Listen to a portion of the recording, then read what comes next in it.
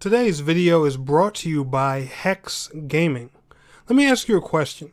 Do you need that competitive edge in that first-person shooter, third-person shooter? Are you just getting straight clapped by the competition? Or how about that raid in that console MMO? Do you need something to give you some ease for your next cooldown, make your rotation a little bit simpler? You need some customizable buttons? Or do you just want a flashy controller? Visit Hex Gaming today and use promo code TNEC127 to get 5% off anything you order in the Hex Gaming store. That's hexgaming.com. Use promo code TNEC127 at checkout to get yourself a discount. Enjoy the video, guys.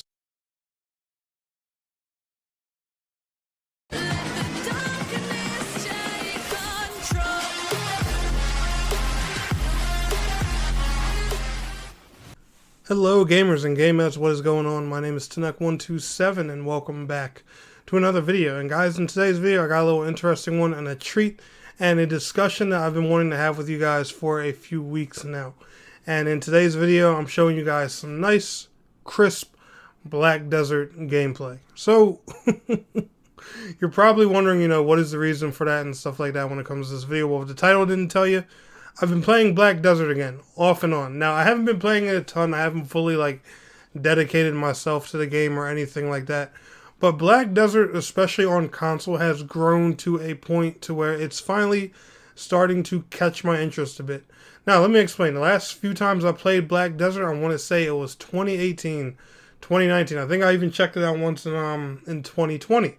And my biggest complaint always was, it being based mostly on PvP, there being no dungeons in the game and stuff like that. And there were, just a lot of things about the game that bugged me. The gender-locked classes, is kind of something that still does bug me a little bit. I don't like it when games do gender lock. I don't know why you don't just let every class be played as a male or female, even though over the years I have grown to really enjoy playing female characters and stuff like that. I find it fun to make awesome waifus in games and everything, but I just feel like, the more choice and the more options you give the player, the better off your MMORPG is going to agree. And I think most people will probably agree with that. But that problem doesn't bother me too much anymore. Funny story, I decided to check out Black Desert again, actually, because a buddy of mine on Twitter had sent me an article showing that it finally got 120 Hz support on PlayStation 5.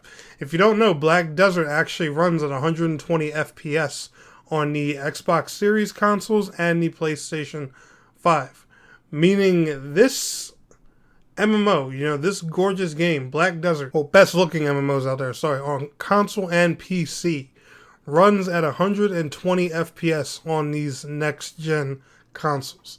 That is crazy to hear. That's a huge accomplishment for consoles. And, honestly, I was going to originally just do a video on that, just trying to encourage developers and say, hey, here's one other reason MMORPGs should be considered more on console platforms. Our next-gen consoles are running one of the best-looking MMOs out right now at 120 FPS. And, I was going to just wrap things up right there. Well, I jumped into Black Desert again. I saw the variety of classes. I did some research. I read up on Atraxion and the Altar of Blood, which I'll get to you guys about here in a minute. And I was just like, wow. There were all kinds of different control changing options, all kinds of different stuff added to the game. The menu UIs have changed. There were so many things changed in Black Desert from when I played it. I was like, all right. And, if you guys have recently watched the new podcast I've brought here to the channel called Dyke Mob, which actually is short for Do You Even Console MMO, Bro? Yeah, hopefully you guys like the name. I actually, touched on this topic a little bit in the podcast, telling Asylum and Shiny that to my two buddies that they need to get back into Black Desert and check it out again. But the state the game is in right now, and not to mention it does have full crossplay between PlayStation and Xbox consoles. So whether you're on PlayStation 4, PlayStation 5, Xbox One, Series X or S, you all can play together, pick any server and all that stuff. And I do find that, a really awesome thing. I honestly, I would hope, maybe we'll catch up enough to the PC version one day to have crossplay. But then again, since Black Desert is a heavily PvP based game, with no real true level cap, or at least to my knowledge. PvP wise, that might not be the smartest idea. So you know what? I take that back. One thing you guys do gotta forgive me is, when it comes to this video, is I am a Black Desert noob. I am not the most knowledgeable person on Black Desert. I can only go by what I've seen when I've played it. I have very minimal experience with Black Desert's endgame.